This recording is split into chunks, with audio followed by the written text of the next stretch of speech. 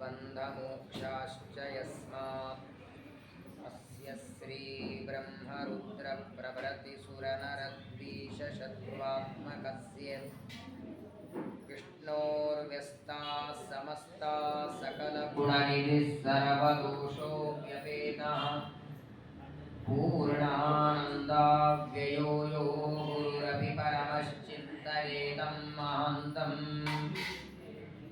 जन्माद्यस्य यतोऽन्वयादितरतश्चार्थेष्वभिज्ञस्वराट् तेने ब्रह्महृदाय आदिकवये मुह्यन्ति यं सूरयः तेजो वारिमृदां यथा विनिमयो यत्र त्रिसर्गो मृषा धाम्ना स्वेन सदा निरस्तकुहकं सत्यं परं धीमहि धर्मप्रोज्झितकैतवोऽत्र परमो निर्मत्सराणां सतां वेद्यं वास्तवमत्र वस्तु शिवदं तापत्रयोन्मूलनम् श्रीमद्भागवते महामुनिकृते किं वा परैरीश्वरः सत्योरुध्यवरुध्यतेऽत्र कृतिभिः शुश्रूषुभिस्तक्षणात् निगमकल्पतरोर्गलितं फलं शुकमुखादमृतद्रवसंयुतं पिबत भागवतं रसमालयं मुहुरहो रसिकाः भुवि भावुकाः नमः परस्मै पुरुषाय भूयसे सदुद्भवस्थाननिरोधलीलया गृहीतशक्तित्रितयाय देहिनामन्तर्ध्रुवायानुपलभ्य वर्त्मने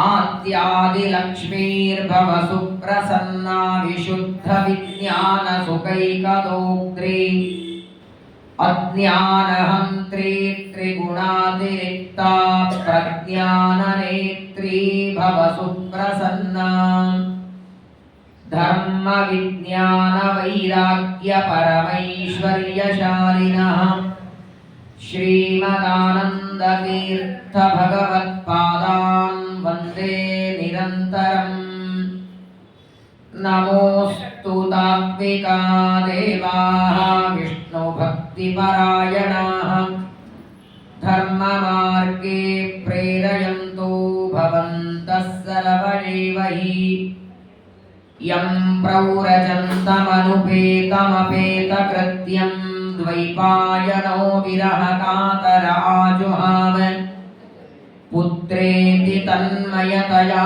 तरवोऽपि नेदुः तं सर्वभूतहृदयं मुनिमानतोऽस्मि वक्रतुण्डमहाकाय कोटिसूर्यसमप्रभ निर्विघ्नं कुरु मे देव सर्वकार्येषु सर्वदा आपादमौलिपर्यन्तं गुरूणामाकृतिं स्मरेत् तेन विघ्नाः प्रणश्यन्ति सिद्ध्यन्ति च मनोरथाः श्रीगुरुभ्यो नमः।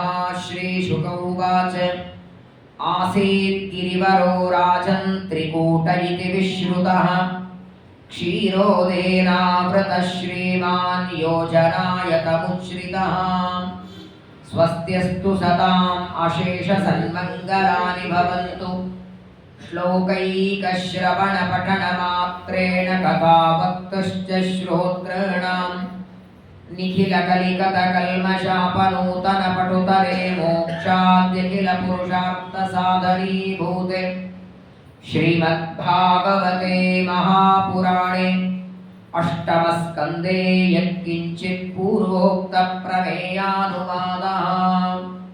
हरिः ओम् हरिः ओम् हरिः ओम्। ಶ್ರೀ ಗುರುಭ್ಯೋ ನಮಃ.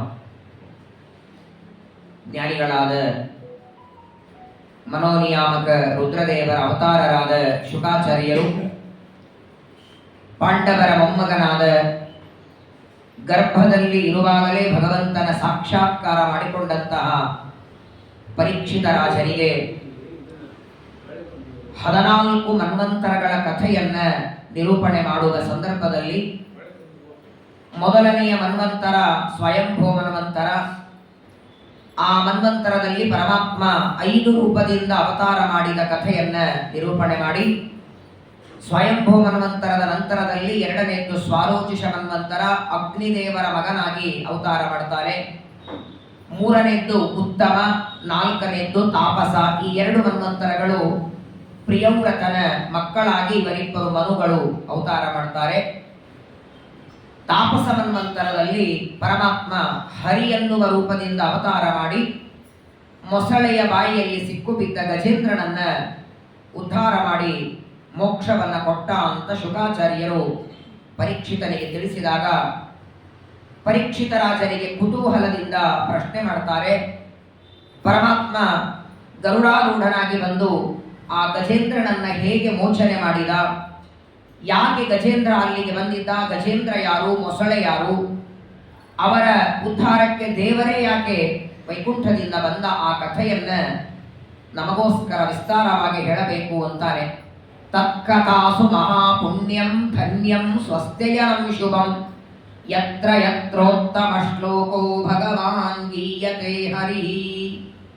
ಪರಮಾತ್ಮನಿಗೆ ತನ್ನ ಭಕ್ತರ ಮೇಲೆ ಎಷ್ಟು ಪ್ರೀತಿ ಅನ್ನೋದನ್ನು ತೋರಿಸೋದಕ್ಕಾಗೇನೆ ಆನೆಯನ್ನ ಕರೆದಾಗಲೂ ಗರುಡಾರೂಢನಾಗಿ ಓಡಿ ಬಂದಿದ್ದಾರೆ. ಯಾರೋ ಹುಂಡಿಯಲ್ಲಿ ಹಣ ಕಾಸು ಹಾಕ್ತಾರೆ, ಅವರ ಅನುಗ್ರಹಕ್ಕೆ ಬರ್ತಾನೆ ಅಂದ್ರೆ ಅವ್ರು ಹಾಕಿದ್ದಾರೆ ಬಂದಿದ್ದಾನೆ ಅನ್ನಬಹುದು. ಗಜೇಂದ್ರ ಏನು ಕೊಟ್ಟಿದ್ದಾರೆ ದೇವರಿಗೆ? ಆ ಮೊಸಳೆಯ ಬಾಯಿಯಲ್ಲಿ ಸಿಕ್ಕು ಬಿದ್ದ ಒಂದು ಆನೆಯನ್ನು ಬಿಡಿಸೋದಕ್ಕೆ ಓಡಿ ಬರ್ತಾನಂದ್ರೆ ಅವನು ಭಕ್ತ ವತ್ಸಲ, ಭಕ್ತರ ಮೇಲೆ ಅನುಗ್ರಹವನ್ನ ಮಾಡ್ತಾನೆ ಅನ್ನೋದು ಜಗತ್ತಿಗೆ ತೋರಿಸಬೇಕಾಗಿದೆ. ಆ ಗಜೇಂದ್ರ ಮೋಕ್ಷದ ಕಥೆಯನ್ನ ವಿಸ್ತಾರವಾಗಿ ನನಗೋಸ್ಕರ ನಿರೂಪಣೆ ಮಾಡಿ ಅಂತ ಪರೀಕ್ಷಿತರು ಪ್ರಶ್ನೆಯನ್ನ ಮಾಡ್ತಾರೆ. ಜ್ಯೇಷ್ಠ ಮಾಸದ ಶುಕ್ಲ ಪಕ್ಷ ಏಕಾದಶಿ, ಪರಮ ಪವಿತ್ರ ದಿನ ಇವತ್ತು. ದೇವರಿಗೆ ಅತ್ಯಂತ ಪ್ರಿಯವಾದ ದಿನ, ಹರಿವಾಸರ ಉಪವಾಸ ಅಂತ ಏಕಾದಶಿಗೆ ಕರೀತಾರೆ. ಏಕಾದಶಿಯ ಪರ್ವಕಾಲದಲ್ಲಿ ಗಜೇಂದ್ರ ಮೋಕ್ಷದ ಕಥೆಯನ್ನ ಶುಕಾಚಾರ್ಯರು ಪರೀಕ್ಷಿತನಿಗೆ ಹೇಳ್ತಾರೆ. ಆಸೀತ್ ಗಿರಿವರೋ ರಾಜನ್ ತ್ರಿಕೂಟ ಇತಿ ವಿಶ್ರುತಃ ಕ್ಷೀರೋದೇನಾಮೃತ ಶ್ರೀಮಾನ್ ಯೋಜನಾಯತ ಮುಶ್ರಿತಃ. ನೋಡು ಪರೀಕ್ಷಿತ, ತ್ರಿಕೂಟ ಅಂತ ಒಂದು ಪರ್ವತ. ಕೂಟ ಅಂದ್ರೆ ಶಿಖರಗಳು. ಸಾಮಾನ್ಯವಾಗಿ ಪರ್ವತಕ್ಕೆ ಒಂದು ಶಿಖರ ಇರುತ್ತೆ, ಆದರೆ ಈ ಪರ್ವತಕ್ಕೆ 3 ಶಿಖರಗಳು. ಆದ್ದರಿಂದ ಇದನ್ನ ತ್ರಿಕೂಟ ಅಂತ ಕರೀತಾರೆ. ಈ ತ್ರಿಕೂಟ ಪರ್ವತ 10,000 ಯೋಜನ ಅಗಲವಾಗಿದೆ. 10,000 ಯೋಜನ ಅಗಲವಾಗಿ ಅದರ ಸುತ್ತಲೂ ಕ್ಷೀರ ಸಮುದ್ರ. ಕ್ಷೀರ ಸಮುದ್ರದ ಮಧ್ಯದಲ್ಲಿ ಆ ಪರ್ವತ ಇದೆ, ತ್ರಿಕೂಟ ಪರ್ವತ. ಪಯೋನಿಧಿಂ ದಿಶಶ್ಚ ರೋಚಯನ್ನಾಸ್ತೆ ರೌಷ್ಯ ಯಸ ಹಿರಣ್ಮಯೈಹಿ. ಎಲ್ಲ ಹೂವಿನ ಹಣ್ಣಿನ ಗಿಡಗಳಿಂದ ಯುಕ್ತವಾದದ್ದು, ರಮ್ಯವಾದ ಸರೋವರದಿಂದ ಕೂಡಿದಂತಹ ಪರ್ವತ ತ್ರಿಕೂಟ ಪರ್ವತ. ಆ ತ್ರಿಕೂಟ ಪರ್ವತದಲ್ಲಿ ವಿಚಿತ್ರ ಅಂದ್ರೆ, ನಮ್ಮಲ್ಲಿ ನೋಡಿ ಯಾವುದೇ ಹಣ್ಣುಗಳು ಹೂಗಳು ಆಯಾ ಋತುಕಾಲಗಳಲ್ಲಿ ಬರುತ್ತೆ. ಹಾಗಾಗಿ ನಾವು ದೇವರ ಪೂಜೆ ಮಾಡುವಾಗ ಋತುಕಾಲೋದ್ಭವ ಪರಿಮಳ ಪತ್ರ ಪುಷ್ಪಾಣಿ ಅಂತೆ. ಕೆಲವು ಹೂಗಳು ವೈಶಾಖದಲ್ಲಿ, ಜ್ಯೇಷ್ಠದಲ್ಲಿ, ಗ್ರೀಷ್ಮ ಋತುವಿನಲ್ಲಿ. ಆದರೆ 12 ತಿಂಗಳು ಎಲ್ಲ ಹೂಗಳು ಎಲ್ಲ ಹಣ್ಣುಗಳು ಬಿಡುವಂತಹ ಒಂದು ದೊಡ್ಡ ಸ್ಥಳ ಅಂದ್ರೆ ಅದು ತ್ರಿಕೂಟ ಪರ್ವತ. ರಮ್ಯವಾದದ್ದು. ಅಲ್ಲಿ ಏನೇನಿದೆ ವರ್ಣನ ಮಾಡ್ತಾರೆ ಶುಕಾಚಾರ್ಯರು. ಯಾಕೆ ಆ ತ್ರಿಕೂಟ ಪರ್ವತಕ್ಕೆ ಗಜೇಂದ್ರ ಬಂದಿದ್ದ ಅಂದ್ರೆ, ಆ ತ್ರಿಕೂಟ ಪರ್ವತದಲ್ಲಿ ಏನೇನಿದೆ? ಸಿದ್ಧಚಾರಣ ಗಂಧರ್ವ ವಿದ್ಯಾಧರ ಮಹೋರಗೈ ಕಿನ್ನರೈರಪ್ಸರೋಭಿಶ್ಚ ಕ್ರೀಡತ್ಪಿರಜುಷ್ಟ ಕಂದರಃ ಯತ್ರ ಸಂಗೀತ ಸನ್ನಾದೈರ್ನದರುದ್ಗಮ ಹರ್ಷಯ ಅಭಿಗರ್ಜಂತಿ ಹರಯಃ ಶ್ಲಾಘಿನ ಪರಮಶಂಕಯ. ನೋಡು ಪರೀಕ್ಷಿತ, ಯಾವ ಆ ತ್ರಿಕೂಟ ಪರ್ವತದಲ್ಲಿ ಸಿದ್ಧರು, ಚಾರಣರು, ಗಂಧರ್ವರು, ದೇವತೆಗಳು ಯಾವಾಗಲೂ ಬರ್ತಾರೆ. ಪ್ರತಿನಿತ್ಯದಲ್ಲಿ ದೇವತಾ ಸ್ತ್ರೀಯರು ಆ ತ್ರಿಕೂಟ ಪರ್ವತದಲ್ಲಿ ಗಾಯನವನ್ನ ಮಾಡ್ತಾರೆ, ಹಾಡು ಹಾಡ್ತಾರೆ, ಭಜನೆ ಮಾಡ್ತಾರೆ. ಅಂತಹ ರಮ್ಯವಾದ ದೇವತೆಗಳಿಗೆ, ಋಷಿಗಳಿಗೆ, ಮುನಿಗಳಿಗೆ ವಾಸವಾದ ಸ್ಥಳ ಆ ತ್ರಿಕೂಟ ಪರ್ವತ. ಆಶ್ಚರ್ಯ ಏನಂದ್ರೆ ಒಂದು ಬಾರಿ ಆ ಪರ್ವತಕ್ಕೆ ಹೋದರೆ ಸಾಕು, ಅಲ್ಲಿರುವ ಹೂವಿನ ಹಣ್ಣಿನ ಗಿಡಗಳು, ಅಲ್ಲಿನ ಸುಭಗ, ಆ ಸೌಂದರ್ಯವನ್ನ ನೋಡಿ ತಿರುಗಿ ಮನೆಗೆ ಬರಬೇಕು ಅಂತ ಅನಿಸೋದೇ ಇಲ್ಲ. ಅಷ್ಟು ರಮ್ಯವಾದದ್ದು ಪರ್ವತ.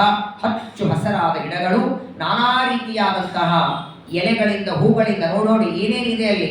ಮಂದಾರೈ ಪಾರಿಜಾತಶ್ಚ ಪಾಟಲ ಶೋಕ ಪಂಚಕೈ ಸರ್ವತೋಲಂಕೃತಂ ದಿವ್ಯೇರ್ ನಿತ್ಯ ಪುಷ್ಪ ಫಲದ್ರುವೈ. ಒಳ್ಳೆ ಮಲ್ಲಿಗೆ, ಸಂಪಿಗೆ, ಪಾಟಲ, ಜಾಜಿ, ನಾನಾ ರೀತಿಯಾದ ಹೂವಿನ ಗಿಡಗಳು, ಮಾವಿನ ಮರ ಇದೆ, ಅದಾದ ಹಲಸಿನ ಮರ ಇದೆ, ಉತ್ತಮವಾದಂತಹ ಅಮಟೆ ಗಿಡದ ಮರ, ಅಡಿಕೆ ಮರ, ಖರ್ಜೂರ ಹಣ್ಣಿನ ಮರಗಳು, ಉತ್ತಮವಾದ ಜೇನುತುಪ್ಪಗಳನ್ನ ಸುರಿಸುವಂತಹ ಮರ, ತಾಲವೃಕ್ಷಗಳಿವೆ, ಉತ್ತಮವಾದಂತಹ ಸರೋವರಗಳಿಂದ ಕೂಡಿದೆ, ರಮ್ಯವಾದ ಚಂದನ, ಒಳ್ಳೆ ಗಂಧದ ಕಟ್ಟಿಗೆಗಳಿಂದ ಯುಕ್ತವಾದ ಮರಗಳೆಲ್ಲ ಇವೆ. ಪ್ರಪಂಚದಲ್ಲಿ ಯಾವ ಗಿಡ ಮರಗಳು ಬೇರೆ ಬೇರೆ ಕಡೆಗೆ ನೋಡುತ್ತೇವೆ, ಅದು ಎಲ್ಲವೂ ಈ ತ್ರಿಕೂಟ ಪರ್ವತದಲ್ಲಿದೆ. ಅಷ್ಟು ರಮ್ಯವಾದದ್ದು. ಉತ್ತಮವಾದ ಆ ಹೂವಿನ ವಾಸನೆಯಿಂದ ಸಮಗ್ರವಾದ ಪರ್ವತ, ಆ ಪರ್ವತದಲ್ಲಿರುವ ಸ್ಥಳ ಎಲ್ಲ ಗಮ್ಮನೆ ವಾಸ ಬರಬೇಕು. ಅಷ್ಟು ರಮ್ಯವಾದಂತಹ ಪರ್ವತ. ಆ ಪರ್ವತದಲ್ಲಿ ಒಂದು ಸರೋವರ, ಸ್ವಚ್ಛವಾದ ನೀರು. ಒಳ್ಳೆ ಬೇಸಿಗೆ ಕಾಲದಲ್ಲಿ ತಣ್ಣಗಿರುತ್ತೆ, ಚಳಿಗಾಲದಲ್ಲಿ ಬಿಸಿ ಇರುತ್ತೆ. ಸರೋವರದ ವೈಶಿಷ್ಟ್ಯ ಅದು. ಅಂತಹ ರಮ್ಯವಾದ ಶುದ್ಧವಾದಂತಹ ಸರೋವರ. ಆ ಸರೋವರದಲ್ಲಿ ಹಂಸ ಪಕ್ಷಿಗಳಿವೆ, ಬಾತುಕೋಳುಗಳಿವೆ, ಬಕಪಕ್ಷಿಗಳಿವೆ, ಅದಾದ ಮೇಲೆ ಏಡಿ, ಅದಾದ ಮೇಲೆ ಮೀನು, ಮೊಸಳೆ, ತಿಮಿಂಗಿಲ, ಎಲ್ಲ ಜಲಚರ ಪ್ರಾಣಿಗಳಿಂದ ಯುಕ್ತವಾದದ್ದು, ರಮ್ಯವಾದದ್ದು. ಕುಂದೈ ಕುದುವಕಾರೈಶ್ಚ ಶೀತೋಷ್ಟೈ ಕುಟಕೇಂದ್ರಕೈ. ನೋಡಿ, ಶುಕಾಚಾರ್ಯರಿಗೆ ಆ ಪರ್ವತದ ವರ್ಣನೆ ಮಾಡ್ತಾ ಮಾಡ್ತಾ ಮುಗಿಸ್ಲಿಕ್ಕೆ ಆಗ್ತಿಲ್ಲ. ಒಂದು ಅಧ್ಯಾಯವೇ ಪರ್ವತ ವರ್ಣನ ಮಾಡ್ತಾರೆ. ತ್ರಿಕೂಟ ಪರ್ವತದಲ್ಲಿರುವ ಗಿಡಗಳು, ಅಲ್ಲಿರುವಂತಹ ರಮ್ಯವಾದ ನಾನಾ ರೀತಿಯಾದ ವೃಕ್ಷಗಳು, ಎಲೆ, ಹೂವು, ಹಣ್ಣು, ಜೊತೆಗೆ ಯಾವ ಸರೋವರವನ್ನ ಇವತ್ತು ನಾರಾಯಣ ಸರೋವರ ಅಂತ ಕರೀತಾರೆ, ಆ ರಮ್ಯವಾದ ಸರೋವರದಲ್ಲಿರುವಂತಹ ನೀರು. ತತ್ರೈಕದಾ ತದ್ಗಿರಿಕಾನನಾಶ್ರಯ. ಇಂತಹ ವಿಶಿಷ್ಟವಾದ ರಮ್ಯವಾದ ಎಲ್ಲ ಹೂವು ಹಣ್ಣು ಗಿಡಗಳಿಂದ ತುಂಬಿದ ಸ್ವಚ್ಛವಾದ ನೀರು. ಪ್ರಾಯ ಮಳೆಗಾಲದಲ್ಲಿ ಎಲ್ಲ ನದಿಗಳಲ್ಲಿ ಇವಾಗ ನೀರು ಬರ್ತಿರ್ತದೆ, ಹೊಲಸಾದ ನೀರು.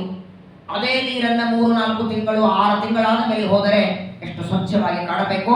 ಆ ತ್ರಿಕೂಟ ಪರ್ವತದಲ್ಲಿನ ನಾರಾಯಣ ಸರೋವರ ಇದೆ, ನೀರು ಸ್ವಚ್ಛನೂ ಇದೆ, ಒಳ್ಳೆ ಶುದ್ಧವಾದ ನೀರು. ಒಂದು ಲೋಟ ನೀರು ಕುಡಿದರೆ ಸಾಕು, ಪಾನಕ ಮಾಡೋದಕ್ಕೆ ಸಕ್ಕರೆ ಹಾಕುವ ಅವಶ್ಯಕತೆನೇ ಇಲ್ಲ. ಅಷ್ಟು ಸಿಹಿಯಾದ ರುಚಿಯಾದಂತಹ ನೀರು. ಇಂತಹ ಒಂದು ಸರೋವರಕ್ಕೆ ಒಂದು ಬಾರಿ ಒಂದು ಆನೆಗಳ ಗುಂಪು ಬಂತು.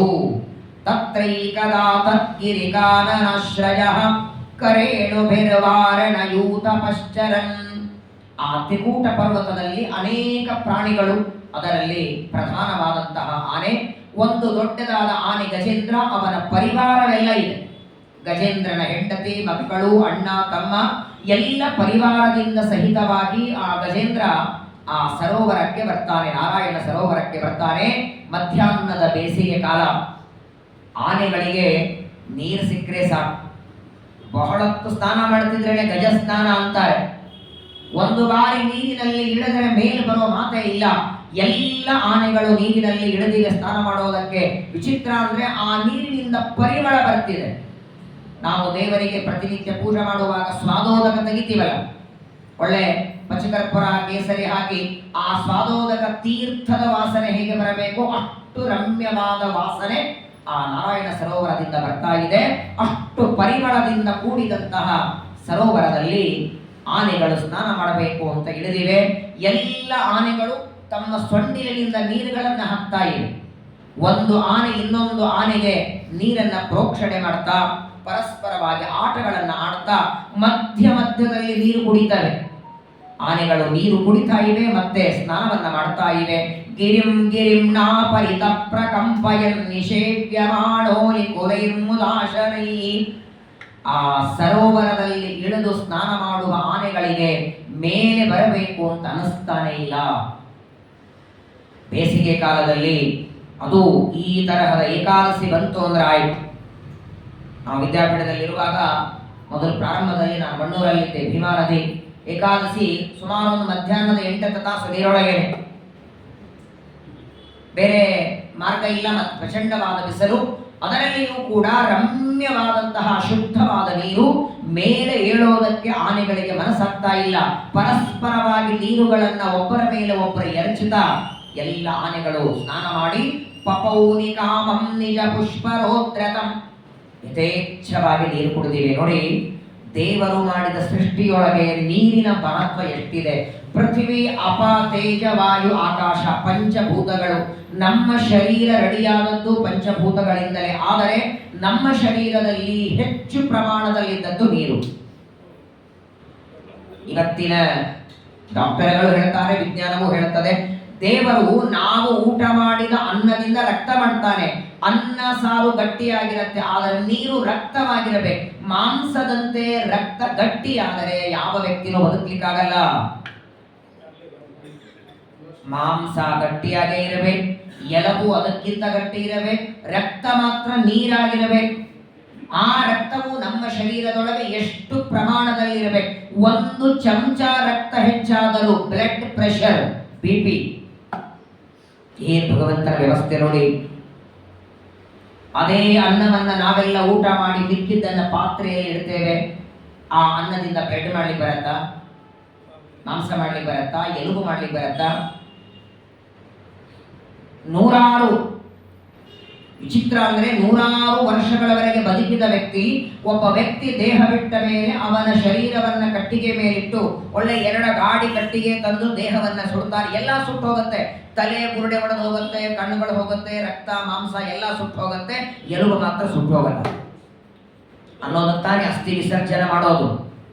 ಏನ್ ಗಟ್ಟಿ ಇರ್ಬೇಕು ನೋಡಿ. ಅಷ್ಟು ಕಟ್ಟಿಗೆಗಳ ಹಾಕಿ ಸುಟ್ಟರೂ ಸುಡದೇ ಇರೋ ಹಾಗೆ ಗಟ್ಟಿಯಾದ ಎಲುಬುಗಳನ್ನ ನಾವು ತಿಂದ ಅನ್ನದಿಂದ ದೇವರು ರೆಡಿ ಮಾಡ್ತಾನೆ.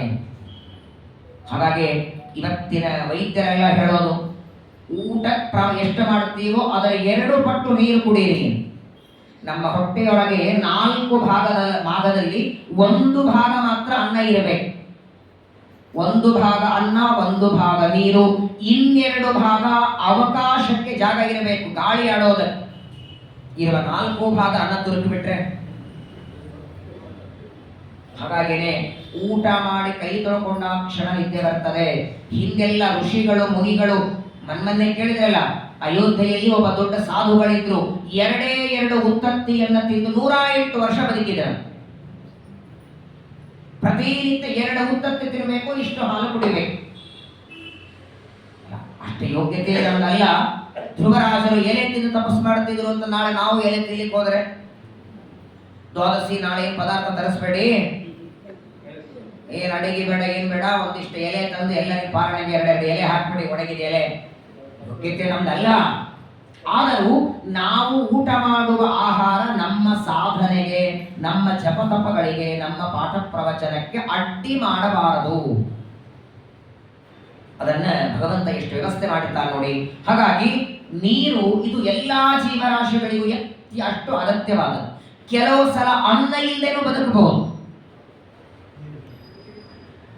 2 ಏಕಾದಶಿ ಬಂದ್ರೆ, 2 ಏಕಾದಶಿ ಏನು ಅನ್ನ ಇಲ್ಲ ಏನೂ ಇಲ್ಲದೆ ಇದ್ರೂ ಕೂಡ ಕೇವಲ ದಿನಕ್ಕೆ 2 ಸರ್ತಿ, ಬೆಳಗ್ಗೆ ಮಧ್ಯಾಹ್ನ ಸಾಯಂಕಾಲ 3 ಸರ್ತಿ 2 ಲೋಟ ಪಾನಕ ಕೊಡು ಬದುಕಬಹುದೋ ಇಲ್ಲ? ನೀರಿನ ಮಹತ್ವ ಬಹಳ ಇದೆ. ಪಂಚಭೂತಗಳಲ್ಲೇನೆ ಅತ್ಯಂತ ಪ್ರಧಾನವಾದದ್ದು. ಹಾಗಾಗಿ ಪರಮಾತ್ಮನ ಪಾದದಿಂದ ಬ್ರಹ್ಮಾಂಡದ ಟೇರಸ್ ಒಡೆದರೆ ಹೊರಗಿನಿಂದ ಒಳಗೆ ಬಂದದ್ದೇನು? ನೀರು ತಾನೆ. ಯಾಕಂದ್ರೆ ಹೊರಗಡೆ ಎಲ್ಲ ಇತ್ತು. ಬ್ರಹ್ಮಾಂಡದ ಆಚೆ ಪೃಥ್ವಿ, ಅಪ, ತೇಜ, ವಾಯು, ಆಕಾಶ ಎಲ್ಲ ಹೊರಗಿದ್ರು, ಒಳಗೆ ಬಂದದ್ದು ಮಾತ್ರ ನೀರು. ಆ ನೀರನ್ನೇ ನಾವೆಲ್ಲ ಗಂಗೆ ಅಂತ ಪೂಜೆ ಮಾಡ್ತೇವೆ. ಅತ್ಯಂತ ನೋಡಿ, ಸ್ನಾನ ಮಾಡೋದಕ್ಕೂ ನೀರು ಬೇಕು, ನಾವು ಮಡಿ ಅಂತ ಹೇಳ್ಕೊಳಕ್ ನೀರು ಬೇಕು, ಅಡಿಗೆ ಮಾಡೋದಕ್ಕೆ ನೀರು ಬೇಕು, ಮಾಡಿದ ಅಡಿಗೆ ತಿನ್ನೋದಕ್ಕೆ ನೀರು ಬೇಕು, ತಿಂದ ಪಾತ್ರೆ ತೊಳೆಯೋದಕ್ಕೆ ನೀರು ಬೇಕು, ಊಟ ಮಾಡಿದ ಎಂಜಲು ಎಲೆ ತೊಳೆಯೋದಕ್ಕೆ ನೀರು ಬೇಕು, ಉಂಡ ಅನ್ನ ಜೀರ್ಣ ಆಗ್ಲಿಕ್ಕೆ ನೀರು ಬೇಕು. ನೀವು ನೋಡಿಬೇಕಾದ್ರೆ ಊಟ ಮಾಡಿ ನೀರು ಕುಡಿದೇ ಇದ್ದ ನೋಡಿ ಅನ್ನ ಜೀರ್ಣ ಆಗಲ್ಲ. ಪ್ರಾತಃ ಕಾಲದಿಂದ ರಾತ್ರಿ ಮಲಗುವವರೆಗೆ ಎಷ್ಟು ರೀತಿಯಿಂದ ನೀರಿನ ಬಳಕೆ ಮಾಡ್ತೇವೆ. ಒಂದು ಬಾರಿಯಾದರೂ ಆ ನೀರು ಕೊಟ್ಟ ಭಗವಂತನ ಉಪಕಾರದ ಸ್ಮರಣೆಯಾಗಬೇಕು. ನೀರನ್ನ ಮಿತವಾಗಿ ಬಳಸಿ, ಹಿತವಾಗಿ ಬಳಸಿ ಅಂತಾರೆ. ಎಷ್ಟು ಅಗತ್ಯವಾದದ್ದು. ಆ ಎಲ್ಲ ಆನೆಗಳು ಪ್ರಧಾನವಾದ ಗಜೇಂದ್ರ ಅವನ ಎಲ್ಲ ಪರಿವಾರದ ಆನೆಗಳು ಯಥೇಚ್ಛವಾಗಿ ಸ್ನಾನ ಮಾಡಿ ನೀರು ಕುಡಿದು ಸ್ವಲ್ಪ ಹೊತ್ತು ಆಟ ಆಡಿ ಕೊನೆಗೆ ಒಂದೊಂದಾಗಿ ಮೇಲೆ ಬರ್ತಾ ಇವೆ ಆನೆಗಳು. ಪರಿವಾರದ ಆನೆಗಳು ಒಬ್ಬೊಬ್ಬರಾಗಿ ಮೇಲೆ ಬರ್ತಾ ಇವೆ. ಎಲ್ಲ ಆನೆಗಳು ಬಂದು ಇನ್ನ ಕೊನೆಗೆ ಆ ಆನೆಗಳಿಗೆ ರಾಜ ಗಜೇಂದ್ರ ತಾನು ಎದ್ದು ಸರೋವರದಿಂದ ಆಚೆ ಬರಬೇಕು. ಅಷ್ಟೊತ್ತಿಗೆ ಒಂದು ಮೊಸಳೆ ಒಳಗೆ ಬಂತು. ಅಲ್ಲಿವರೆಗೆ ಬರಲಿಲ್ಲ. ಗಜೇಂದ್ರ ಸರೋವರದಲ್ಲಿ ಇಳಿದು ಸ್ನಾನ ಮಾಡುವವರೆಗೆ ಆಟ ಆಡುವವರೆಗೆ ಮಾತ್ರ ಅಲ್ಲ, ಅವನ ಪರಿವಾರದ ಆನೆಗಳಿರುವಾಗ ಬಂದು ಕಾಲು ಹಿಡಿಲಿಲ್ಲ. ಪರಿವಾರದ ಆನೆಗಳೆಲ್ಲ ಸ್ನಾನ ಮಾಡಿ ಮೇಲೆ ಬಂದು ಇನ್ನು ಒಂದೇ ಒಂದು ಆನೆ ಅವನು ಎದ್ದು ಮೇಲೆ ಬರಬೇಕು ಅಂದಾಕ್ಷಣ ಒಂದು ಮೊಸಳೆ ಬಂದು ಜೋರಾಗಿ ಕಾಲು ಹಿಡಿದಿದೆ. ಬರೀ ಹಿಡಿಯೋದು ಮಾತ್ರವಲ್ಲ, ಆ ಮೊಸಳೆ ನೀರಲ್ಲಿ ಎಳಿತಾ ಇದೆ. ವಾಸ್ತವಿಕವಾಗಿ ಪ್ರಾಣಿಗಳಲ್ಲಿ ಆನೆಗೆ ಬಲ ಹೆಚ್ಚು. ಇವಾಗ ನಾವು ಉದಾಹರಣೆ ಹೇಳಬೇಕಾದ್ರೂ 10 ಆನೆ ಬಲ, 1000 ಆನೆ ಬಲ ದೃಷ್ಟಾಂತ ಕೊಡಬೇಕಾದ್ರೂ ಆನೆಯ ಬಲ ದೃಷ್ಟಾಂತ ಕೊಡ್ತೀವಿ. ಆದರೆ ಆನೆಗೆ ನೀರಿನ ಹೊರಗಡೆ ಬಲ ಇದೆ, ನೀರಿನ ಒಳಗೇನಿದ್ರು ಮೊಸಳೆಗೆ ಬಲ. ನೀರಿನ ರಾಜ. ಹಾಗಾಗಿ ತನ್ನ ವೇಗದಿಂದ ಗಜೇಂದ್ರನನ್ನ ಎಳಿತಾ ಇದೆ. ಇತ್ತಂ ಗಜೇಂದ್ರಸ್ಯ ಯದಾಪ ಸಂಕಟಂ ಪ್ರಾಣಸ್ಯ ದೇಹಿ ವಿವಶೋ ಯದೃಚ್ಛಯ. ಸಹಜವಾಗಿ ತನ್ನ ಕಾಲಿಗೆ ಏನೋ ಒಂದು ಮೊಸಳೆ ಹಿಡ್ಕೊಂಡಿದೆ, ಝಾಡಿಸ್ಕೊಂಡು ಮೇಲೆ ಬರೋಣ ಅಂತ ಗಜೇಂದ್ರ ಕಾಲಿನಿಂದ ಝಾಡಿಸೋದಕ್ಕೆ ಪ್ರಯತ್ನ ಮಾಡ್ತಾನೆ, ಬಿಡಿಸ್ಕೊಳ್ಳೋದಕ್ಕೆ ಪ್ರಯತ್ನ ಮಾಡ್ತಾನೆ. ಮೊಸಳೆ ಬಿಡ್ತಾ ಇಲ್ಲ. ಬಹಳ ವೇದನೆ ಶುರುವಾಯಿತು ಗಜೇಂದ್ರನಿಗೆ. ಸಣ್ಣದಾದ ಒಂದು ಹುಳವೋ ಸೊಳ್ಳೆಯೋ ಒಂದು ನೊಣವೋ ಒಂದು ಸಲ ನಮ್ಮ ದೇಹ ಚರ್ಮದ ಮೇಲೆ ಕೂತು 2 ಸೆಕೆಂಡ್ ಕೂತು ಕಳೆದು ಹೋದ್ರೇನೆ 5-10 ನಿಮಿಷ ಆ ನೋವು ತಡೀಲಿಕ್ಕಾಗಲ್ಲ. ಅತ್ಯಂತ ಭಯಂಕರವಾಗಿ ತನ್ನ ಹಲ್ಲಿನಿಂದ ಎಳಿತಾ ಇದೆ. ಗಜೇಂದ್ರನ ಕಾಲಿಗೆ ಎಷ್ಟು ವೇದನೆ ಆಗ್ತಾ ಇದೆ. ಮೇಲ್ಗಡೆ ಇರುವ ಪರಿವಾರದ ಆನೆಯೆಲ್ಲ ನೋಡುತ್ತವೆ, ಯಾಕೆ ನಮ್ಮ ಸ್ವಾಮಿ ಮೇಲೆ ಬರ್ತಾ ಇಲ್ಲ? ಯಾಕಂದ್ರೆ ಕಾಲಿಗೆ ಮೊಸಳೆ ಹಿಡಿದಿದೆ, ಅದು ನೀರಲ್ಲಿ ತಾನೆ. ನೀರಿನ ಒಳಗೆ ಮೊಸಳೆ ಇದ್ದದ್ದು ಹೊರಗೆ ಪರಿವಾರದ ಆನೆ ಗೊತ್ತಾಗ್ತಿಲ್ಲ. ಯಾಕೆ ಗಜೇಂದ್ರ ಬರ್ತಾ ಇಲ್ಲ? ಏನೋ ಕಷ್ಟದಲ್ಲಿದ್ದಾನೆ ಅಂತ ಮಾತ್ರ ಗೊತ್ತಾಯಿತು. ಮೇಲೆ ಬರೋದಕ್ಕಾಗ್ತಾ ಇಲ್ಲ ತನ್ನ ಸ್ವಾಮಿಯಾದ ಆನೆಗೆ ಅಂತ ಪರಿವಾರದ ಆನೆಗಳೆಲ್ಲ ಒಬ್ಬೊಬ್ಬರಾಗಿ ತಮ್ಮ ಶಕ್ತಿಯಿಂದ ಎಳೆಯೋದಕ್ಕೆ ಪ್ರಯತ್ನ ಮಾಡ್ತಾರೆ. ಆ ಗಜೇಂದ್ರನ ಬಾಲವನ್ನು ಹಿಡಿದು ಎಳಿಬೇಕು, ಅವನನ್ನ ಮೇಲೆ ತರಬೇಕು ಅಂತ ಎಲ್ಲ ಆನೆಗಳು ಕುಂತ ಕರಿಣ್ಯ ಪ್ರಭವಂತಿ ರೋಚಿತು. ಎಲ್ಲ ಆನೆಗಳ ಸೇರಿ ತಮ್ಮ ಶಕ್ತಿ ಹಾಕಿ ಗಜೇಂದ್ರನನ್ನ ಮೇಲೆ ಎಳೆಯುವುದಕ್ಕೆ ಪ್ರಯತ್ನ ಮಾಡಿದರು. ಮೊಸಳೆ ಮಾತ್ರ ಬಿಡ್ತಾ ಇಲ್ಲ. ಬಿಡ್ತಾ ಇಲ್ಲ ಮಾತ್ರ ಅಲ್ಲ, ಇನ್ನೂ ಒಳಗೆ ಎಳಿತಾ ಇದೆ. ಒಳಗೆ ನೀರಿನೊಳಗೆ ಎಳಿತಾ ಇದೆ. ತನ್ನ ಕೈಯಿಂದ ಏನು ಮಾಡಲಿಕ್ಕಾಗದೆ ಅಶಕ್ಯನಾಗಿ ಗಜೇಂದ್ರ ಸುಮ್ಮನೆ ನಿಂತು ಬಿಟ್ಟಿದ್ದಾನೆ. ಕಣ್ಣೊಳಗೆ ನೀರು ಬರಲಿಕ್ಕೆ ಶುರುವಾಯಿತು. 5-10 ನಿಮಿಷ, ಒಂದು ಅರ್ಧ ಗಂಟೆ ಎಲ್ಲ ಪರಿವಾರದ ಆನೆಗಳು ಪ್ರಯತ್ನ ಮಾಡಿ, ಈಗ ಯಾರೋ ಒಬ್ಬ ನಮ್ಮವರೇ ಒಂದು ಕಷ್ಟದಲ್ಲಿದ್ರೆ ಆ ವ್ಯಕ್ತಿಯನ್ನ ಕೆಸರಿನಲ್ಲೋ ನೀರಲ್ಲೋ ಇದ್ರೆ ಮೇಲೆ ಎತ್ತೋದ ಪ್ರಯತ್ನ ಮಾಡ್ತೀವಿ. ಅಕಸ್ಮಾತ್ ಆಗ್ಲಿಲ್ಲ ಅಂದ್ರೆ ಏನ್ ಮಾಡ್ಬೋದು? ನಾವು ಏನಾದ್ರೂ ಮಾಡ್ಬೋದು. ನೀನ್ ಮನೆಗೆ ಬಾ, ಬಿದ್ದಿಲ್ಲೇ ಸಾಯಿ ಅಂತ ಮನೆಗೆ ಹೋಗ್ತೀವ.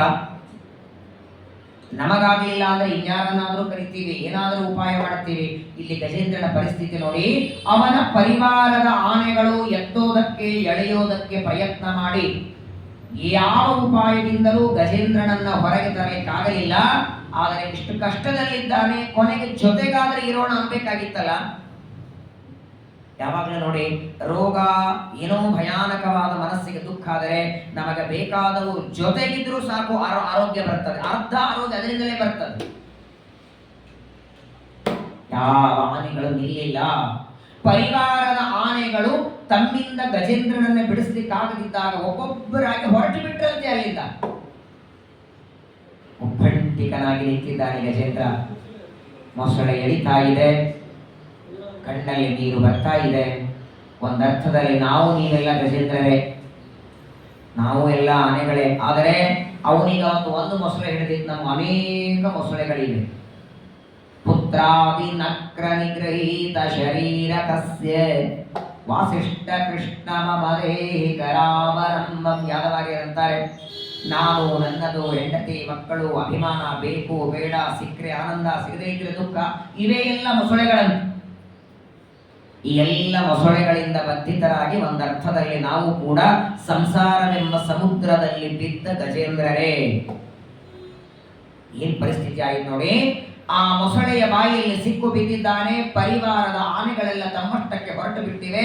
ಸರಿ, ತಾನಾಗಿ ತಾನು ಬಿಡಿಸ್ಕೊಳ್ಳಿಕ್ಕಾಗ್ತಿಲ್ಲ, ಬೇರೆ ಬಿಡಿಸೋರು ಯಾರು ಸಿಗ್ತಾ ಇಲ್ಲ. ಅಳತಾ ಅಳತಾ ನಿಂತಿದ್ದಾನೆ. ಎಷ್ಟು ದಿನ ನಿಂತ. ಏನು ಆಶ್ಚರ್ಯ ನೋಡಿ, ದೇವರ ಸಂಕಲ್ಪ ಹೇಗಿರ್ತದೆ.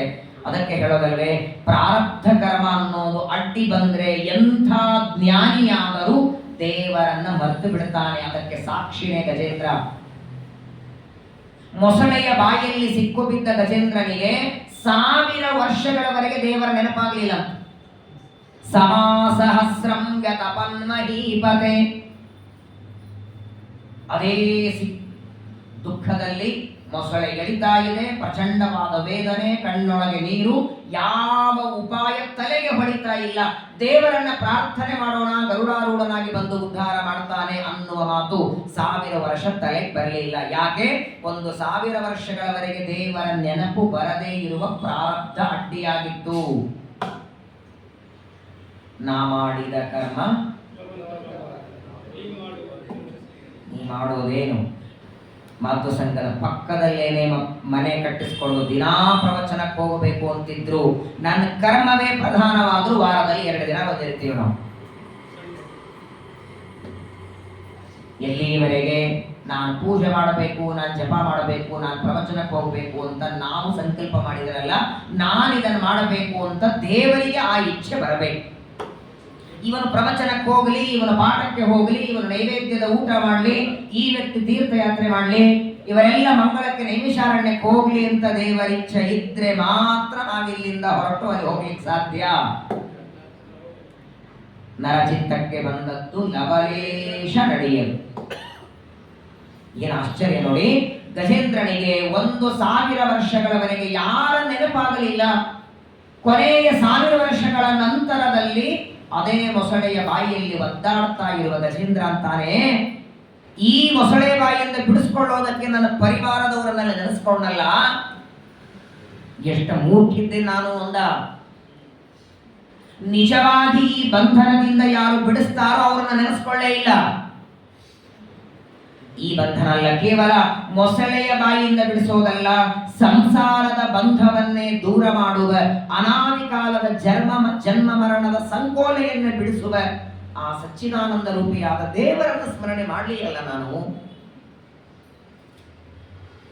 ಈ ನನ್ನ ಹೆಂಡತಿ ಮಕ್ಕಳು ಇವರು ಯಾರು ನನ್ನನ್ನು ಬಿಡಿಸ್ತಾರೆ ಅಂತ ಆ ಹೆಂಡತಿ ಮಕ್ಕಳ ಮೇಲೆ ಮಾಡಿದಷ್ಟು ಅವರ ಮೇಲೆ ಇಟ್ಟ ವಿಶ್ವಾಸದೊಳಗಿನ ಅರ್ಧ ಭಾಗ ದೇವರಲ್ಲಿ ಇಟ್ಟಿದ್ರು.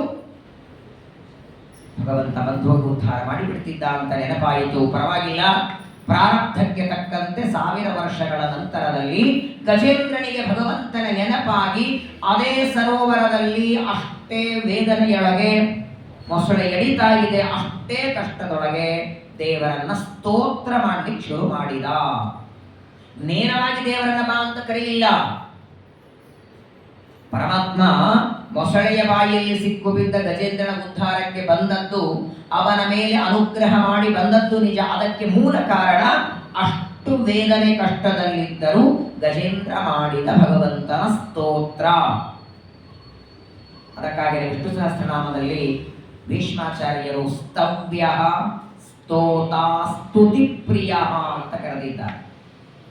ಪ್ರಪಂಚದೊಳಗೆ ಒಬ್ಬೊಬ್ಬರಿಗೆ ಒಂದೊಂದು ಇಷ್ಟ. ಹಾಡೋದಂದ್ರೆ ಕೆಲವರಿಗೆ, ಕುಣಿಯೋದಂದ್ರೆ ಕೆಲವರಿಗೆ, ಊಟ ಅಂತ ಕೆಲವರಿಗೆ. ಹಂಗ ದೇವರಿಗೆ ಪ್ರಿಯವಾದ ಕೆಲಸ ಯಾವುದು ಅಂದ್ರೆ ಅವನು ಸ್ತೋತ್ರ ಪ್ರಿಯ.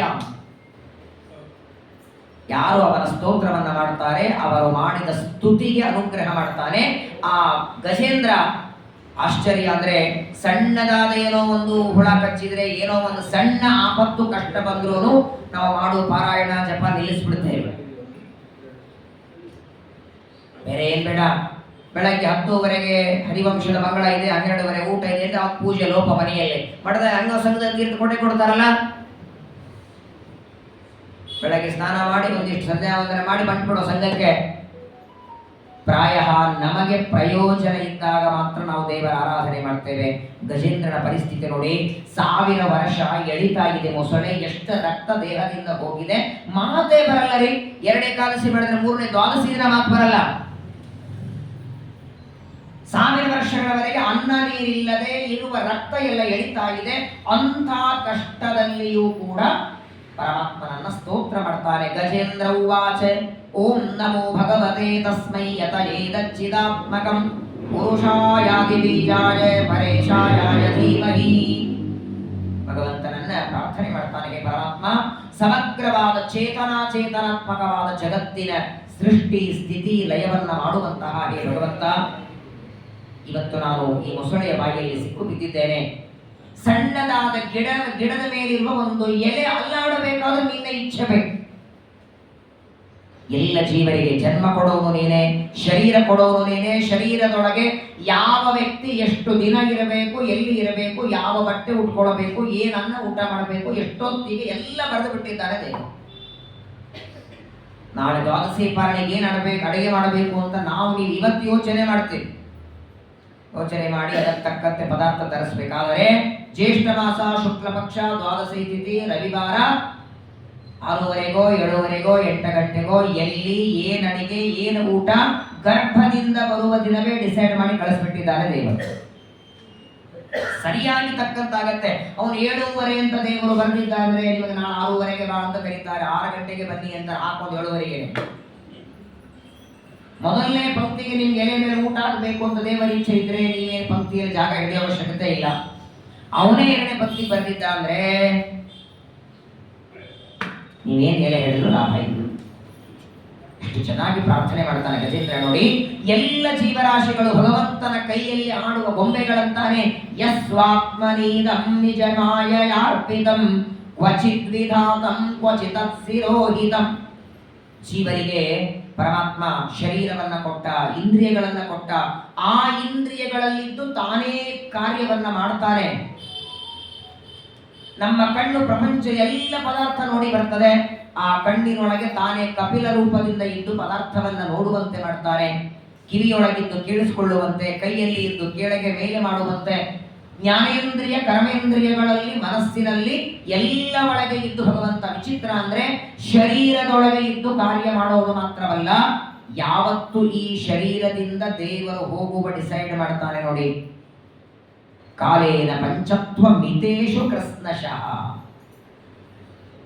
5:30 6:30 ಆಯಿತು, ಪ್ರವಚನ ಮುಗಿತು, ಮಂಗಳಾರತಿ ಆಯಿತು, ಇಲ್ಲಿಂದ ನೀವು ಹೊರಡಬೇಕಂತ ವಿಚಾರ ಮಾಡ್ತೀರಿಲ್ಲ. ಹಾಗೆ ಯಾವಾಗ ದೇವರು ಈ ಶರೀರದಿಂದ ನಾನಿನ್ನ ತೊಲಗಬೇಕು ಅಂತಾನೆ, ದೇವರು ಹೋಗೋದನ್ನ ಡಿಸೈಡ್ ಮಾಡಿದರೆ ವಾಯುದೇವರು, ತತ್ವಾಭಿಮಾನ ದೇವತೆಗಳು ಅವರೆಲ್ಲ ಅಂತಾರೆ ನಾವು ಇಲ್ಲಿಂದ ಹೊರಡೋಣ ಅಂತಾರೆ. ಯಾಕಂದ್ರೆ ಅವರೆಲ್ಲರೂ ಇದ್ದದ್ದೇ ದೇವರ ಸೇವೆಗೆ, ನಮ್ಮ ಮುಖ ನೋಡಿ ಇಲ್ಲ ಅವರು.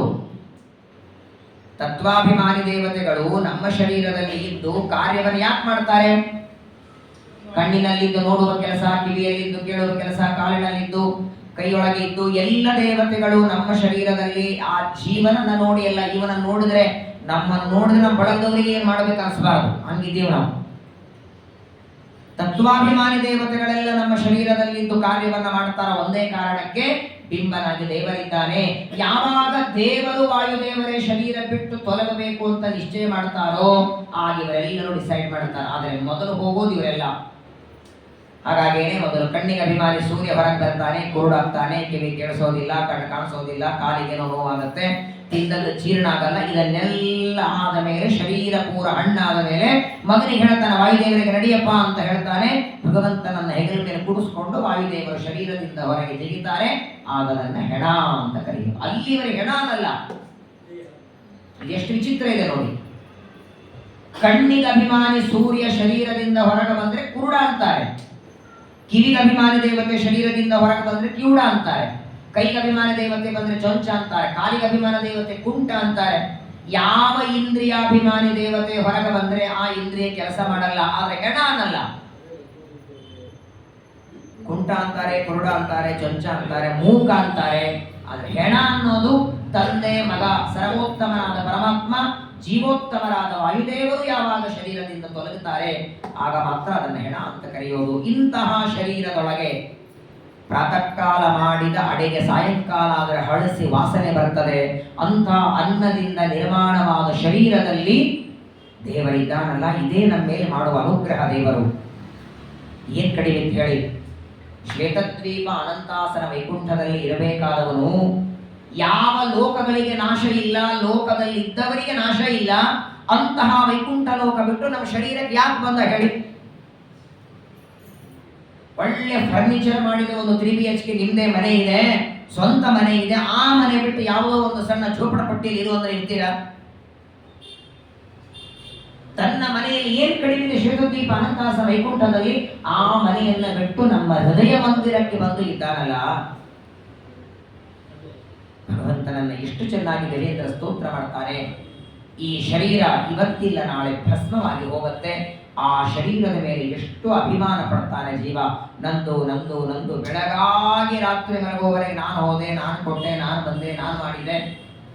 ಒಂದು ಬಾರಿಯೂ ಪರಮಾತ್ಮ ನಿಂತು ಮಾಡಿಸಿದ ಅಂತ ತಲೆ ಬರೋದಿಲ್ಲ.